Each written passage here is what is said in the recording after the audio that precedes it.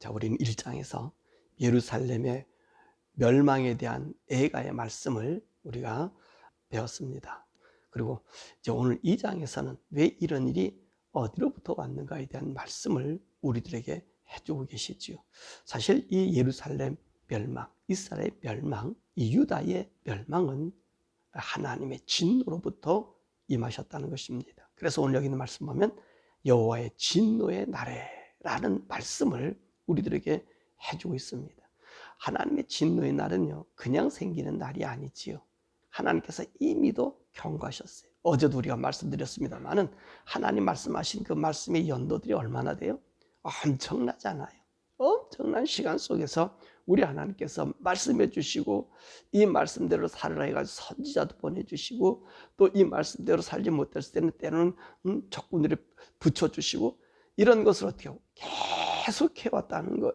그러니까 하루아침에 우리 하나님의 진노를 하시는 것이 아니고 길이 참으시고 용서하시고 돌이키시고 또 다시 섭섭한 마음을 다시 부추겨서 우리에게 오시고 또 우리의 조그마한 걸 잘한 거 보면 멸망시켰던 마음을 헤쳐놓으시고 그리고 우리 하나님께서요 그렇게 다지고 오다가 최종적으로 안 돼서 그 악과 더러움과 그리고 경멸함, 하나님을 향한 경멸함이 쌓아진 날, 그날이 바로 여호와의 진노의 날이라는 것입니다. 그러니까 우리 하나님께서 보세요. 성경은 누가 주었죠? 하나님이 주신 거잖아요. 말씀 하나님이 주었어요. 세상의 종교들은 모든 자기들이 썼어요. 자기들이 만들고 자기들이 규정을 지은 거예요. 그렇지만 하나님의 말씀 누가 주셨어요? 하나님이 주셨단 말이에요. 이 구약을 하나님 주신 것을 우리 하나님께서 그걸 나타내 주시기 위해서 주신 것이 뭐지요? 그분이 직접 만드는 돌비, 그 돌비를 모세가 깨뜨리니까 다시 돌비를 만들어가는 그곳에 하나님이 말씀으로 새겨주셨어요. 그래서 이스라엘 백성이 준 것이 그 모든 말씀, 모세가 준 말은 내가 준 말이야 라고 새겨준 것이 두 돌비 십계명이란 말이에요. 그런 걸 주면서 우리 하나님 뭐라 말씀하세요? 내가 이 말씀을 너에게 주면서 이런 삶을 살도록 우리 주님께서 말씀하셨단 말입니다. 만약에 이 사람들이 그 말씀대로 살지 않고 범죄했어요. 그러면 하나님은 어떻게 하십니까? 선지자들을 보내주셔서 그래서 돌이켜서 하나님 말씀의 그 기준에 살도록 해주셨단 말이에요. 근데 그렇게 선지자를 보내도 듣질 않아요. 그 예수님 같아서 뭐라 말씀하셨어요? 정말로 암탉이 병아리 품들 너희를 품었고요. 내 종을 그렇게 많이 보내도 다 죽였다는 거예요. 바로 그런 날이 주님의 진노의 날이고 심판의 날이고 하나님 말씀의 성취의 날이 때로는 우리가 하나님 말씀을 들을 때는 우리 하나님께서 우리 회복시켜 주시지만 대부분 오늘 하나님께서 이 진노의 날이라고 하는 말씀은 이 악이 꼭지까지 찼을 때 나타난 현상입니다. 그래서 오늘 예레미야는요 하나님의 이 진노의 날 그걸 우리 인간들에게 얘기해 주시는 거예요. 하나님의 진노의 날, 이 진노가 이렇게 무서워라고 이야기해 주고 있는 것입니다. 자, 그 날의 형편은 어떻습니까? 2절에 보니까 야곱의 모든 거처를 삼키고 땅과 성체와 나라와 지도자들을 욕되게 하고 3절에 보니까 이스라엘의 모든 뿔들을 잘라요. 뿔은 영광이고요. 권세잖아요. 이 이스라엘 나라 유다의 모든 권세, 영광을 잘라버리시고요. 4절 5절의 말씀 보니까 오히려 하나님이 원수가 되어주셨어. 시온의 장막에 노를 불같이 쏟아서 궁궐도 견고한 성들도 파시고 이러므로 말미암아 이 유다에게는 그 나라 살고 있었다는 자체가 근심과 애통을 더했다는 것입니다. 뿐만 아니라 6절과 7절 우리 하나님은요 절기를 폐하셨다는 거예요. 여러분 하나님의 절기를 주셨어요. 우리에게 하나님과 친밀한 관계, 내가 너와 함께 있다는 이 관계를 알려주는 그 예배하니 그리고 우리를 갖다가 용서해 주는 용서의 도구로 삼아줬던 것이 바로 이 절기이면서 그리고 하나님과 관계를 해주는데 보니까 이 절기를 폐셨어요. 그래서 안식일과 절기를 잊어버리게 하시고 그러므로 왕과 제사장들을 멸시받게 내버리셨다는 것입니다. 그러니까 우리 하나님께서 절기가 소용이 없어요? 하나님 만나는 시간이 소용이 없어요. 속죄의 시간들이 소용없어요. 그러니까 7절에 하나님 어떻게 하셔요? 제단을 헐어버리시고 그 성소를 미워하심으로 원수들에게 넘겨주었다는 거예요. 그러지. 이게 비참한 거예요. 이 유대의 비참함이. 왜 하나님께서 그래도 유대를 보관했습니까? 북왕조 10지파에서 베냐민과 유다 두 지파를 하나님이 붙잡고 있었잖아요. 왜 그랬습니까? 거기 하나님의 제단이 있었기 때문에 그러고요. 그 성소가 있었단 말이에요. 그래서 하나님이 그래도 그 성소에서 끝까지 붙들고 오늘 모든 사람들, 유다 사람들 바로 살기를 원했는데 이들이 하나님을 등지니까 그 성소가 뭔 소용이 있어요? 하나님이 함께하지 아니하고 하나님을 섬기지 않는 그 성소가 무슨 소용이 있어요? 그러니까 하나님께서 그 제단도 헐어버리고 성소도 헐어버리고 이 말씀은 내가 너를 떠났다는 거예요. 떠남을 이야기해요. 그러니까 8절에서 9절에 보니까 하나님이 떠났어요. 하나님 지키겠다 약속해서 왕도 세우고 그 나라를 보호하겠다는 그 모든 것들 하나님 떠나니까 이방인들이 들어와서 모든 성벽을 무너뜨려 버렸다는 거예요. 그 근간을 흔들어 버렸다는 거예요. 그러니까 하나님의 진노의 날은요 무서운 거예요. 무서운 거예요. 내 이름을 새겨두겠다라고 하는 그것까지 우리 하나님이 다 무너뜨려 버리는 거예요. 우리가 생각하는 이것은 귀한 거다. 하나님이 절대로 우리를 건드리지 않을 거야. 보장이 안 되는 거예요. 왜요? 진노의 날에는 이미도 우리들 속에, 우리 인간들 속에 거기에는 악만 남아있기 때문에 악을 징벌하신 하나님, 의가 없어진 그곳에는 하나님의 진노의 이 방망이 밖에 있을 수 없다는 것입니다. 자, 이런 하나님의 진노의 그 창상을 보고 11절에서 16절은요 예레미야가 탄식하고 있는 것을 볼 수 있습니다.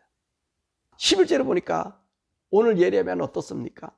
눈이 눈물에 상하고 창자가 끊어지고 간이 쏟아졌다는 거예요.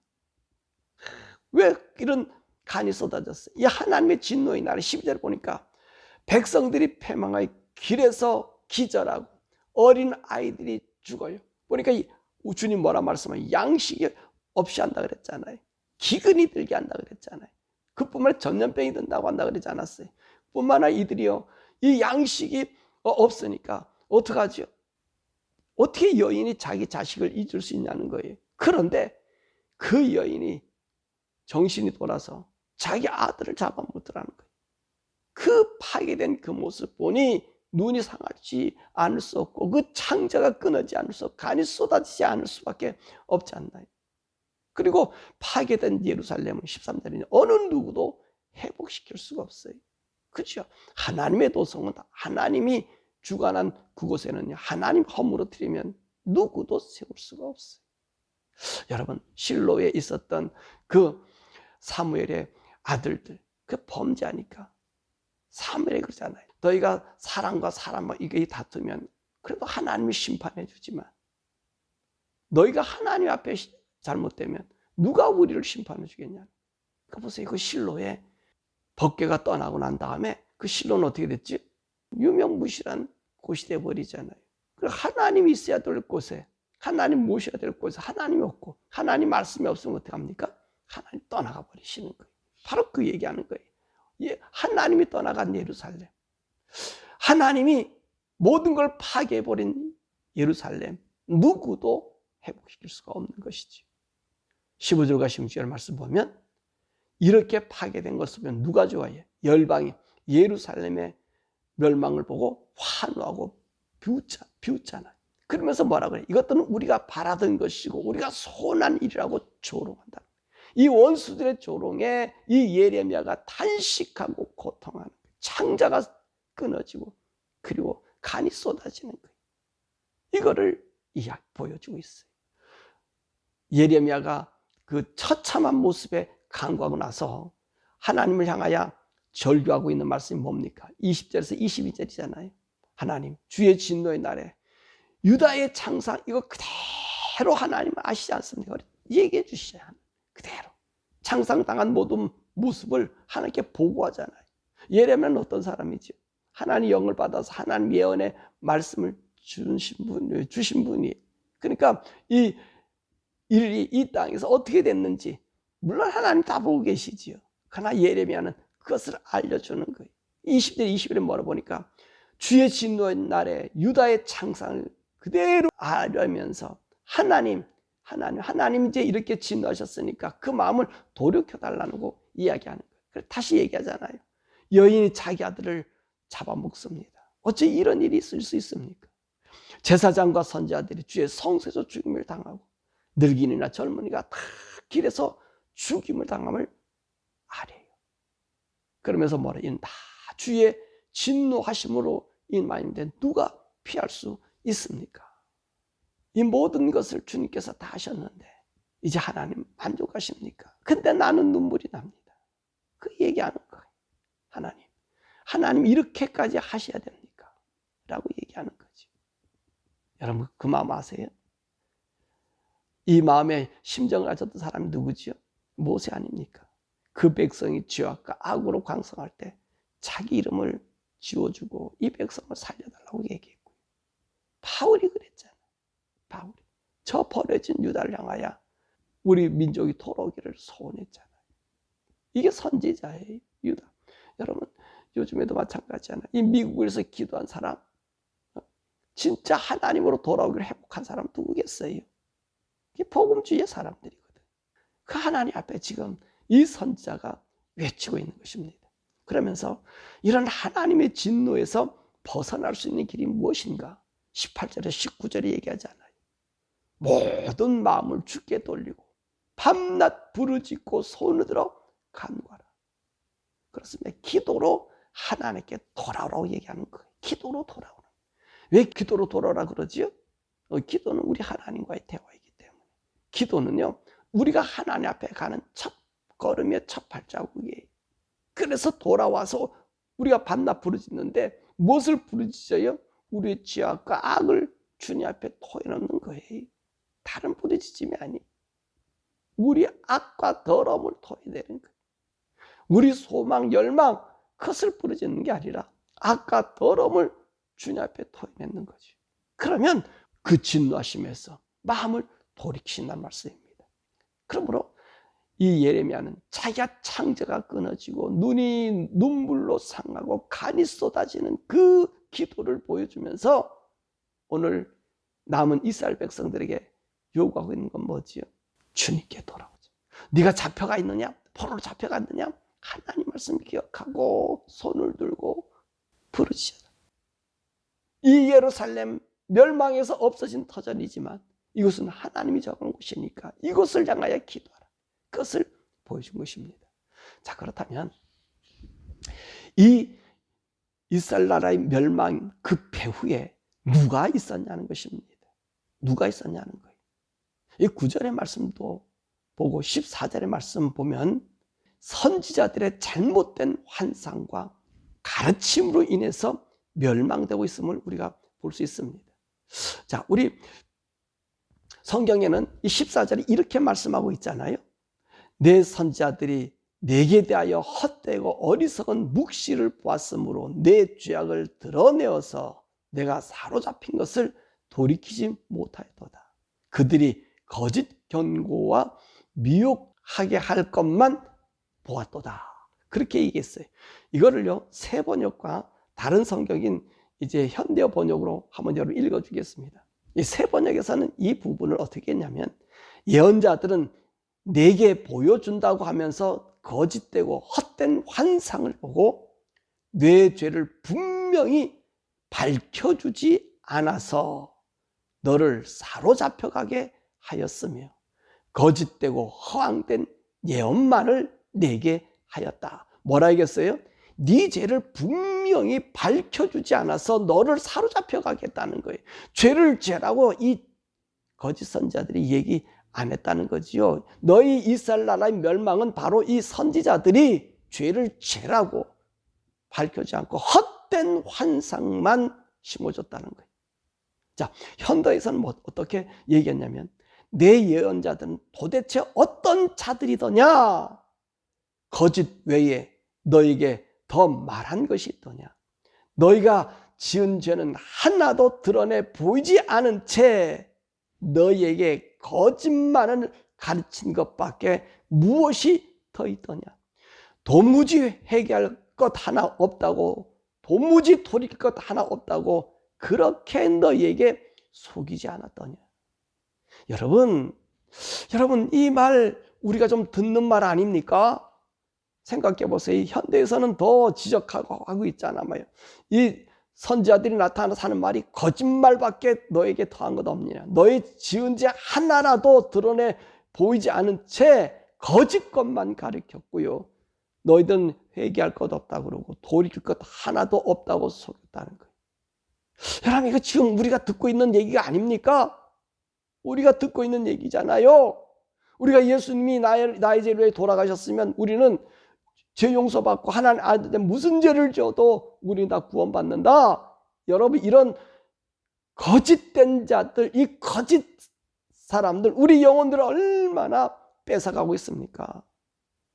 그리고 또 우리가 또 듣는 거 있어요. 이건 뭐 이 구원파나 이런 사람들이 하는 얘기고, 그렇죠? 우리도 있잖아요. 우리 주님이 우리를 사랑하셨는데, 우리 사랑만 하고 살자. 맞습니다. 사랑만 하고 살아야 돼요. 그런데 문제는 뭐지요? 이 사랑 속에 뭐가 가려져 있어요? 죄가 가려져 있단 말이에요. 죄를 드러내놓지 않고 사랑만 얘기하고 하나님은 은혜만 강조하는 것은, 오늘 여기서 뭐라고 얘기해요? 너희 회개할 것 하나도 없다. 돌릴 것 하나도 없다. 이렇게 속이는 거짓 선지자들과 똑같다는 말씀입니다. 사랑하는 여러분, 우리 주님의 십자가를 망명되게 해서는 안 된다는 말입니다. 우리 죄에 대해서 말하면요, 자꾸 율법주의자라고 얘기해요. 저도 그 얘기를 들어요. 왜 율법적으로 자꾸 판단하냐고. 여러분, 율법주의자를 여러분 이해를 못하는 것 같아요. 율법주의자와 성경주의자를 착각하고 있는 것 같아. 율법은 율법에 적힌 글자로 해석하는 거예요. 그럼 보세요. 율법은 어때요? 네가 죄 있느냐 없느냐, 죄 있으면 잘못했습니다 라고 하면 끝나는 거야. 그죠? 그럼 죄를 바치면 끝나는 거예요. 그러니까 성경주의자는 달라요. 그분의 마음을 아는 거예요. 그분의 마음. 왜 하나님께서는 두 가지 제도를 만들었잖아요. 구약에 제사장 제도와 선지자 제도를 만들어 주셨잖아요. 제사장이 죄진 자를 용서해 주는 거예요. 선지자는 오늘 이 인생들이 자꾸 이제 속죄하는 거지요. 그러다 보니까 그들의 마음이 완악해지고 굳어지고 나니까 형식화가 돼버려요. 제사만 지내고 나니까 이방인과 우리가 다를 것 없네. 그러면서 그들이 어디로 가? 이방 똑같이 쫓아가잖아요. 근데 거기에서 하나님 마음을 전해주는 자가 선지자란 말이지요. 여러분, 성경주의자는 하나님 마음을 아는 거예요. 하나님 마음에서 가장 우리 인간과 접하고 있는 것이 뭐지요? 의의 성품이에요. 거룩함과 깨끗함이에요. 그러면 거룩함과 깨끗하다는 뭐가 있다 없다를 판단하는 거지요? 죄가 있느냐 없냐를 판단하는 거예요. 죄에 대한 이야기하는 거예요. 죄에 대한 이야기를 하지 않으면 하나님의 의에 이를 수 없다는 것입니다. 그러니까 죄에 대한 이야기, 잘못된 것을 지적하면 너는 율법주의자다 라고 얘기를 한다면 이 사람이야말로 율법주의자예요. 예? 왜냐하면 모든 것을 그 시각으로 보기 때문에 그래요. 아니에요.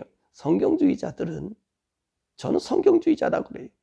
나는 말씀에 그래서 그런 거라고 얘기해요. 왜냐하면 성경주의자는 그분의 마음을 아는 거예요. 왜 성경을 주셨어요? 하나님 마음 안에 우리가 살게 하기 위해서 주었단 말입니다. 성경주의자는요, 불의를 미워해요. 그러니까 하나님의 속성은 죄를 떠나는 거예요. 악을 떠나는 거예요. 악과 동행할 수가 없다는 것입니다. 율법주의자들은 이미 하나님의 죄를 용서해 줬으니까 우리가 아무래도 괜찮아 라고 얘기하는 자들이 율법주의자. 이게 은혜주의자가 아니에요. 이게 율법주의자예요. 자, 우리는 하나님의 섭리를 따라서 하나님 마음을 우리가 알려주는 거예요. 예를 들어 보세요. 이런 말이 있어요. 나는 동성연애를 인정하지 않아요. 근데 나는 그 교단에 속해 있어요. 왜 그러냐 했더니 연금도 있고 관계도 있고 아는 사람도 있고 인간관계도 있고 여러 가지가 있어서 내가 거기 머물러 있다. 이 사람이 율법주의자예요. 무슨 말씀이 아세요? 왜요? 성경주의자는 하나님의 마음을 아는 거예요. 오늘 이들은요, 성경을 자의로 해석하니까 이 모양이 나는 거예요. 그러니까 아까 얘기했잖아요. 거짓 선지자는 뭐라 그래요? 너는 회개할 것 없다. 잘못한 것 없다. 라고 얘기한다는 거예요. 얘기했잖아요. 거짓 것만 가르치는데 회개할 것도 없고 돌이킬 것도 없다 얘기하는 거예요. 이게 속지 말라고 현대어 성경에서는 얘기하고 있잖아요. 그런데 보세요. 네 마음이 동의하지 않으면 돼라고 얘기한다는 거예요. 네 마음. 이게 은혜주의자 같지만 이 율법주의자예요. 성경주의자는요. 성경은 하나님 말씀이잖아요. 그분의 말씀은 그 말씀과 그 마음과 통하는 거예요. 그렇기 때문에 성경주의자들은 성령님의 인도 안 받아요. 율법주의자는 문자적으로 하나님 은혜 아래 있으니까 다 우리가 은혜 안에 있다. 그분의 마음을 이해하지 마. 자기들은 마음을 이해했다라고 얘기하죠. 이해한 게 아니에요. 이해했다면 죄에서 돌이키는 거예요. 죄에서 돌이키는 거예요. 그리고 그 악에 머물러 있을 수가 없어요. 십자가의 은혜는 악 때문에, 죄 때문에 오기 때문에 죄와 악에서 우리가 머물러 있고 그들과 함께 있을 수가 없는 거예요. 기억하시길 바랍니다. 이 거짓은 지금 거짓 목사들이 꽉 찼기 때문에 동성연애를 인정하고 그 교단에 몸담아 있고 연금이 어떻든지 살아갈 게 어떻든지 그런 얘기. 제가 얘기하잖아요. 살아가는 건 하나님 살게 해주셔요. 여러분 150km예요. 빗속 150km에서 차가 떠서 30m 부딪혀서 30m를 날아가 버립니다. 근데 우리 하나님 다치지 않겠거든요. 사명이 있기 때문에. 이게 하나님의 철저한 보호를 저는 보고 있고 느끼고 있기 때문에 그래서 하나님 말씀을 여러분들에게 이렇게 얘기하는 거예요. 사랑하는 여러분, 저와 여러분들은 하나님의 진노 가운데 거하지 않는 그런 사람 되기를 원합니다. 참 복음주자는 뭐라고요? 하나님과 교통하는 거예요. 그분의 마음을 아는 거예요. 그분이 싫어하는 마음, 그것이 무엇인 줄 알아서 내가 그 삶을 걸어가는 거예요. 유다의 멸망은 거짓 선지자들 때문에 그런 거예요. 오늘도 거짓 선지자에 속지 말고 속으면 여러분들이 멸망당해요. 거기에 동참하면 여러분이 멸망당해요.